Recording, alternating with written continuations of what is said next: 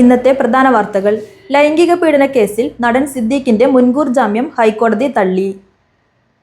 ശ്രുതിക്ക് 3 ലക്ഷം രൂപ നൽകാൻ വ്യാപാരി വ്യവസായി ഏകോപന സമിതി. എന്തിനും കൂടെയുണ്ടെന്ന് ഉറപ്പ്.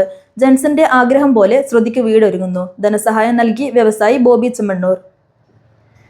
തൃശൂർ കയ്പമംഗലത്ത് യുവാവിനെ മർദ്ദിച്ചു കൊന്ന് ആംബുലൻസിൽ തള്ളി. കൊല്ലപ്പെട്ടത് കോയമ്പത്തൂർ സ്വദേശി അരുൺ. പീഡന ശ്രമത്തിനിടെ 17-കാരിക്ക് രക്തസ്രാവം. ആശുപത്രിയിൽ എത്തിച്ചതോടെ കഥ മാറി. കാമുകന് മുൻപ് പിതാവും പീഡിപ്പിച്ചുവെന്ന് മൊഴി. 2 പോക്സോ കേസുകൾ രജിസ്റ്റർ ചെയ്തു. കാമുകൻ അറസ്റ്റിൽ.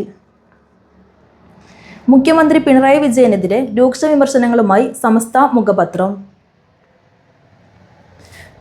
ഛത്തീസ്ഗഡിൽ ഇടിമിന്നലേറ്റ് 4 കുട്ടികളടക്കം 8 പേർക്ക് ദാരുണാന്ത്യം.